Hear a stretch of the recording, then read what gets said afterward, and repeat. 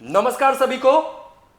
Mishra defence institute के YouTube channel पे मैं अजीत सर आप सभी का स्वागत करता हूं।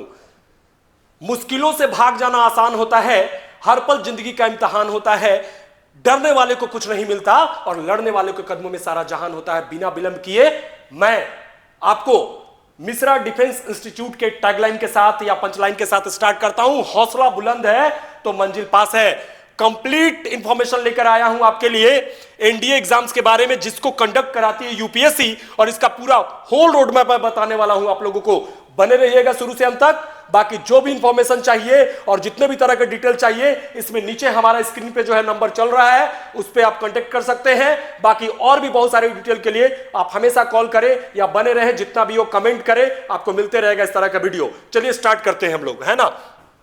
अभी जो है इसके बाद हम लोग शुरू करते हैं कि एनडीए का एग्जाम का बात करते हैं कि भाई एनडीए का एग्जाम होता क्या है, कब कब होता है, कैसे होता है, कौन कराती है, वॉट एवर, इन सारे इंफॉर्मेशन को देखेंगे। हालांकि सिलेबस को लेकर के यहां पे हम शॉर्ट्स में बताएंगे, लेकिन सिलेबस का भी एक अलग से वीडियो बनाएंगे। तो यहां ध्यान से देखिएगा, बहुत सारे चीजें हैं जो आपको जानना बहुत जरूरी है ना। चलिए, तो सबसे पहला चीज यहां पे जो है हम आपको बता देते हैं कि अगर एनडीए के एग्जाम्स का बात करें यहां पे, तो एनडीए के एग्जाम्स को जो लेकर के हम लोग चलते हैं यहां पे, तो एनडीए का एग्जाम जो है यूपीएससी कंडक्ट कराती है। कौन कंडक्ट कराती है भाई? UPSC, union public service commission, है ना। और यूपीएससी का मतलब ही होता है कि अपने आप को झोंक देना, अपने आप को पूरा उसमें डेडिकेटेड कर देना। क्योंकि देखिए, अगर आपको कोई भी चीज पाना है, कोई भी लक्ष्य पाना है ना, 1D पाने के लिए, डेस्टिनेशन 1D मतलब डेस्टिनेशन पाने के लिए आपको कितने डी की जरूरत पड़ेगी, वो तो आपको डिसाइड करना पड़ेगा। चाहे वो डेडिकेशन हो,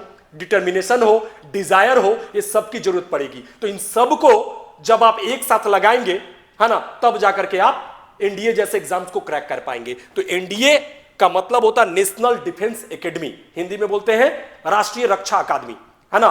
तो इसको संघ लोक सेवा आयोग जो है कंडक्ट कराती है ना। यूपीएससी कंडक्ट कराती है एनडीए के एग्जाम्स को।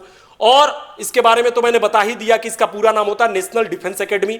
एलिजिबिलिटी, इसमें कौन कौन लोग एलिजिबल हैं, कि कौन लोग योग्य है, क्या योग्यता होती है, तो उसमें बहुत सारी बातें हैं। अगर सबसे पहला चीज हम लोग बात करें उम्र की, तो एज क्या होता है, तो एज की बात करें तो 16.5 से 19.5 एज कितना होता है जी? 16.5 से 19.5।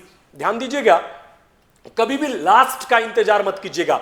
लास्ट के चक्कर में जो है ना धोखा हो जाएगा आपके साथ। जितना पहले हो सके एग्जाम दीजिए और मतलब फॉर्म भरिए और फॉर्म अप्लाई करके देने का तैयारी कीजिए। क्योंकि लास्ट में समटाइम्स ऐसा लिख देता है कि आप इतना तक ही आप फॉर्म भर सकते हैं, इतना एज, मतलब 19.5 जो कह रहा है ना, इसके चक्कर में कभी मत रहिएगा। इसके पहले ही आपको फॉर्म भर लेना होता है। बाकी और भी जानकारी हम देंगे, है ना। तो चलिए आगे बने रहिए। इसमें पहले जो होता था सिर्फ जो है मेल दे पाते थे, बॉयज दे पाते थे, वो भी अनमैरिड। हालांकि फीमेल भी अब दे पाएंगे, मतलब फीमेल मतलब गर्ल्स हुआ, है ना। मेल फीमेल मतलब मत सोचिएगा कि शादीशुदा, बिना शादीशुदा ही होना चाहिए, चाहे वो लड़का हो या लड़की हो, है ना। शादी कब करना है? जब नौकरी लग जाए, इजंट इट? हाँ, तो ध्यान दीजिएगा। तो मेल फीमेल मतलब बॉयज में और गर्ल्स कोई भी एग्जाम्स को दे सकता है। पहले था कि खाली साइंस वाले दे सकते थे, लेकिन अब आर्ट्स, साइंस, कॉमर्स कोई भी दे सकता है। ऐसा कुछ भी नहीं है कि इतना परसेंट लाना है तभी दे पाएंगे। आप अपीयरिंग में दे सकते हैं, आप पास होने के बाद दे सकते हैं, सिंपल पास होइएगा आप एग्जाम दे सकते हैं। क्लियर है? यहां पे कोई कंफ्यूजन नहीं होना चाहिए। अब आते हैं हम लोग कि फॉर्म अप्लाई और एग्जाम, ये दोनों चीज हम यहां पे दिखाने वाले हैं, बताने वाले हैं। तो साल में 2 बार होता है, 2 टाइम्स इन अ ईयर, मतलब साल में 2 बार, एनडीए 1, एनडीए 2, है ना। NDA 1, NDA 2। तो एनडीए 1 जो होगा, ये जो मैंने लिखा है कि फॉर्म अप्लाई और एग्जाम, तो इधर वाला फॉर्म अप्लाई है, इधर वाला एग्जाम है, ध्यान दीजिएगा रेस्पेक्टिवली। तो फॉर्म अप्लाई एनडीए 1 का दिसंबर में होगा जी, और इसका जो है एग्जाम अप्रैल में होगा। क्लियर है? तो एनडीए 1 का फॉर्म अप्लाई जो है दिसंबर में होगा और एग्जाम जो है अप्रैल में होगा। ध्यान दीजिएगा। आगे की बात करें हम लोग, तो यहां पे एक और इंफॉर्मेशन आपको मैं शेयर करना चाहूंगा। अगर अभी को लेकर के चले तो लास्ट डेट है 31 दिसंबर। फॉर्म भरा रहा है ना, हमारे बैकएंड में फॉर्म भरा रहे हैं बच्चे बैठ करके अभी भी, है ना। बहुत लोग छुट्टियां मना रहे हैं, लेकिन बहुत लोग लक्ष्य को पाने के लिए अभी बैकएंड में बैठ करके फॉर्म भरा रहे हैं। तो लास्ट डेट 31 दिसंबर है। जो लोग नहीं भरे हैं लग जाइए, है ना, उसको जरूर भर लीजिएगा। लेट करने से कोई फायदा नहीं है, ध्यान दीजिएगा, है ना। चलिए आगे हम बात करते हैं, है ना, एनडीए 2 की बात करते हैं। तो एनडीए 2 में अगर हम लोग बात करें तो एनडीए 2 जो होगा ये मई में होगा। एनडीए 2 जो है मई में होता है और इसका जो है मतलब एग्जाम जो है वो कब होता है भाई, मतलब सितंबर में। मतलब मई में इसका फॉर्म भरना है और एग्जाम जो है वो सितंबर में होगा, जो कि हम ऑलरेडी पहले ही बता चुके हैं, है ना। तो चलिए आगे पोर्शन की बात करें, इसमें पोर्शन क्या क्या होता है। तो 2 पेपर कहता है, कहने के लिए 2 पेपर है, लेकिन रियल में वो दिखाने के लिए 3 पेपर है और समझने के लिए बहुत सारा पेपर है। कैसे कि मैथ जो है 11-12 लेवल का पूछता है, 11-12 का मैथ पूछता है। जब 11-12 का मैथ पूछ रहा है जी, तो ध्यान दीजिएगा कि 11-12 का मैथ जो है वो बेसिक लेवल का नहीं होगा। ये मान के चलता है कि आपने बेसिक पढ़ लिया, क्योंकि 12 अपियरिंग में जब एग्जाम दीजिएगा तब तक तो आप 11th का मैथ पढ़ चुके होंगे। हम देखते हैं कि बच्चे ऐसे हैं जो कि 9th 10th छोड़िए, आर्मी स्कूल में तो लोग 7 से ही बनाने लगते हैं 11th का और 12 का मैथ। 9th 10 से ही बच्चे जो है 11 और 12 का मैथ बनाने लगते हैं। हमारे यहाँ ऐसे बच्चे हैं।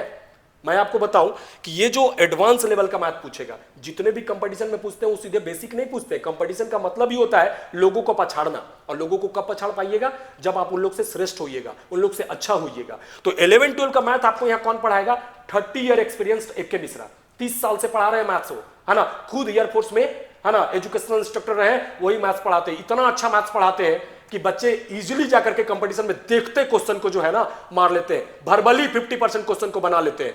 आइएगा तो आपको देखने का भी मौका मिलेगा, और यहां भी हम वीडियो सर का अपलोड करेंगे, ध्यान दीजिएगा। तो 11-12 का मैथ्स होगा। दूसरा GAT, general ability test, GA and English. यही मैं बोल रहा था कि कहने का, तो एक पेपर मैथ्स हो गया 1, दूसरा GA और तीसरा इंग्लिश। लेकिन इन तीनों में जो इंग्लिश तो अपना इंडिपेंडेंट है, मैथ्स 11-12 इंडिपेंडेंट हो गया। GA, अब देखिएगा यहां पे GA में हिस्ट्री, जियोग्राफी, पॉलिटी, इकोनॉमिक्स, है ना, current affairs, physics, chemistry, bio, इतना चीज पूछता है यहां पे। ध्यान दीजिएगा, इतना चीज। अधिकारी बनना है जी, ऐसा ही नहीं, आपका मेंटल, फिजिकल, सारा अवेयरनेस, सारा आपका टेस्ट लिया जाएगा, तब जाकर के आप पास होइएगा। तो ये जो है इतने तरह का यहां पे एग्जाम का पोर्शन हो गया। अब आते हैं हम लोग एग्जाम फेज। अगर हम लोग एग्जाम फेज की बात करें कि एग्जाम कितने फेज में होता है, तो इसी चीज को मैंने फेज 1 में डिस्क्राइब किया है कि फेज 1 जो है रिटन या ऑफलाइन होती है। हम लोग के टाइम में एग्जाम जो है ऑफलाइन हुआ करता था। अब बहुत सारा एग्जाम, अगर आप लोग एयरफोर्स का बात करें, नेवी का बात करें, है ना, SSC GD वगैरह का भी बात करें, जो कि पैरामिलिट्री और सैनिक बल होता है, इस सबका एग्जाम पहले ऑफलाइन हुआ करता था, कोई निगेटिव मार्किंग नहीं हुआ करता था। लेकिन अब समय के साथ चीजें जो है ना बढ़ती जा रही है, सब में चीजें में चेंजेस होते जा रही हैं दिन ब दिन। तो जितना जल्दी हो सके नौकरी निकाल लीजिए, आगे का इंतजार मत करिए, है ना, कि वो होता है ना कि भैया अभी तो बहुत जीना अभी बरसों वाला टाइप का, वैसा नहीं चलेगा। यहां पे आपको जल्दी से जल्दी अचीवर बनना होगा। तो रिटन एग्जाम, हालांकि अभी एनडीए का एग्जाम ऑफलाइन ले रही है, आने वाले टाइम में ऑनलाइन भी हो जाएगी, है ना। तो मौका है, जितना जल्दी आप अचीव कर ले, है ना, उसको क्रैक कर ले। तो इसमें क्या होता है, फेज 1 में मैथ्स 120 क्वेश्चन, टाइम मिलता है 2.5 आवर्स। मतलब अगर हम बात करें तो 120 क्वेश्चंस के लिए आपको 2.5 घंटे का समय मिलता है।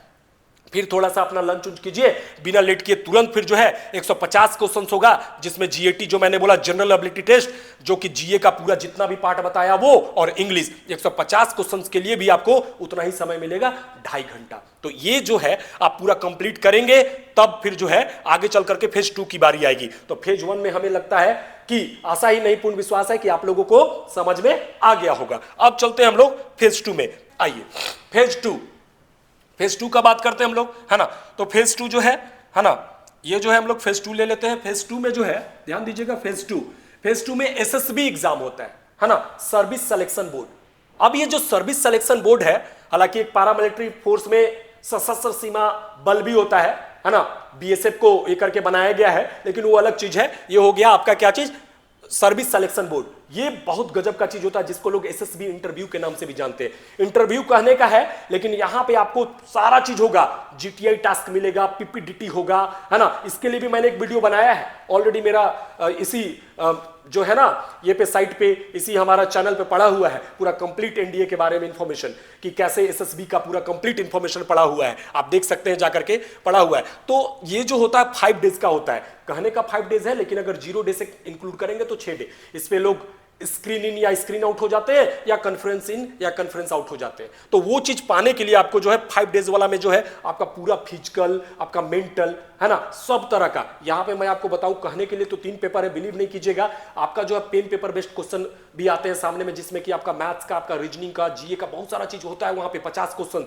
एकदम तुरंत बनाना होता है, जिसमें कुछ रीजनिंग के भी क्वेश्चन होते हैं जी, है ना। तो रीजनिंग तो ऐसे भी कहा ही गया है कि रीजनिंग आपका एबिलिटी टेस्ट किया जाता है, आपका मेंटल टेस्ट किया जाता है ना, वही आपका साइकोलॉजिकल टेस्ट चेक करता है। वहां तो एसआरटी भी होता है, सिचुएशन रिएक्शन टेस्ट, बहुत तरह के चीज होंगे कि भैया पतरातू घाटी में, जो कि आज के डेट में फिल्म सिटी बन गया है, वहां पे गाड़ी जा रहे थे, चला रहे थे, ब्रेक फेल कर गया, तो आप क्या करिएगा, है?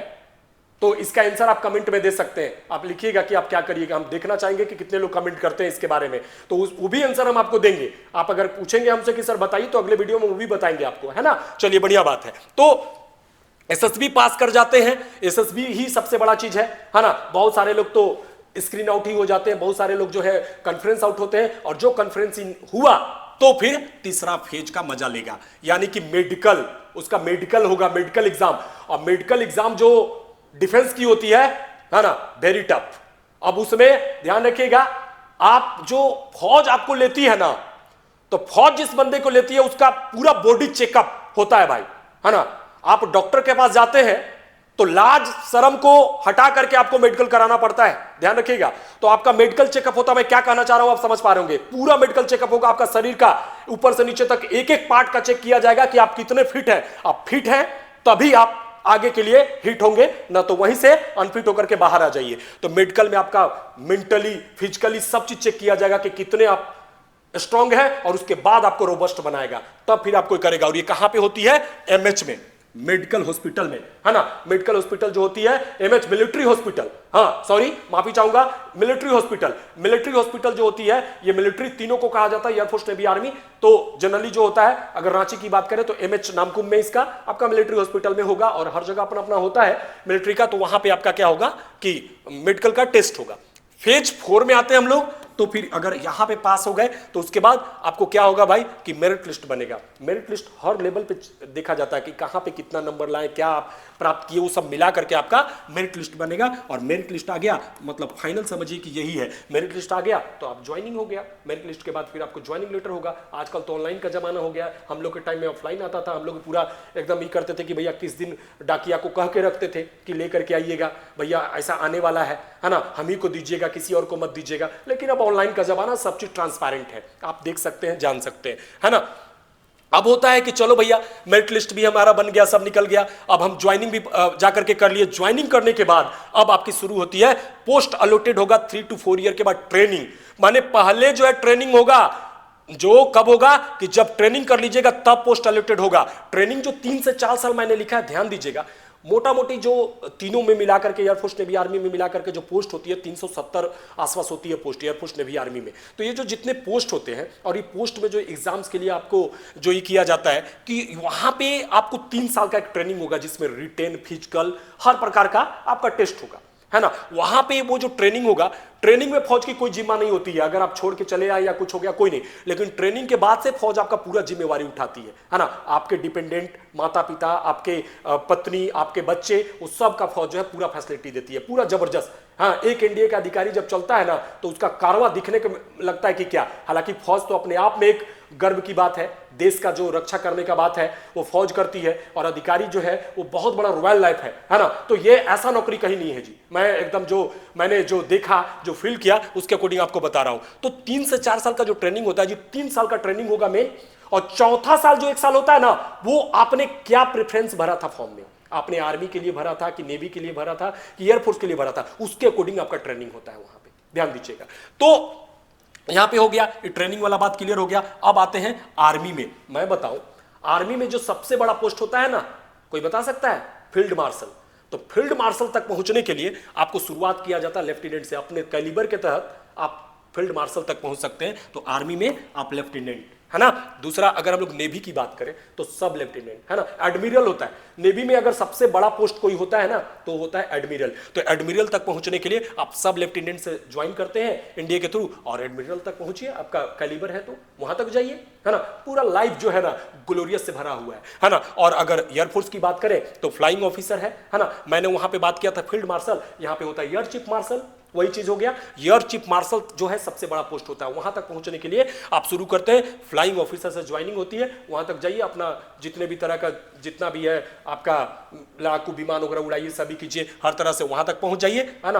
आप तीनों ही डिपार्टमेंट में, तीनों ही एयरफोर्स नेवी आर्मी में सीओ कमांडिंग ऑफिसर बन सकते हैं, उस तरह से आपको अधिकारी बनाया जाता है, आप सब कमांड करते हैं, आपका सारा ये चलता है। इस तरह से पाने के लिए, वहां तक पहुंचने के लिए तो भैया मेहनत करना होता है, आपको PYQ मारना पड़ेगा, आपको लगातार बार बार पढ़ना पड़ेगा, आपको जो है सुबह से शाम तक लगना पड़ेगा, तब जाकर के निकलेगा, ऐसे नहीं निकलेगा। अगर कोई सोचता होगा ना कि बस हम फॉर्म भर दिए, हम तो देखते हैं कि आधा इंडिया खाली फॉर्म भरता है जी, फॉर्म भरता है, एग्जाम देने गया, हम लोग जाकर के लेते हैं, सर्वे करते हैं, तो पता चलता बहुत कम लोग तैयारी कर रहे होते हैं। तो बिना विलंब किए हमारा नंबर है स्क्रीन पे, आप कॉल कर सकते हैं, बात कर सकते हैं, है ना। समय एकदम मत गवाइए, जितना जल्दी हो सके, है ना। टू बी फर्स्ट, पहला बनिए, हाँ, फर्स्ट कम फर्स्ट सर बोला, अभी डिस्काउंट भी चल रहा है, अभी ऑफर भी चल रहा है, और कोई भी नंबर पे कॉल करिए और आकर के सीधे एकदम ग्रैब करिए अपॉर्चुनिटी को और पढ़ना शुरू कीजिए। आप सभी को एक अच्छे दिन की शुरुआत करने के साथ, इन सभी के साथ आप सभी से लेते हैं अलविदा, फिर मिलते हैं, है ना, बहुत जल्द। और भी हमारे टीचर्स की टीम यहां पे स्टार्ट करेगी, तो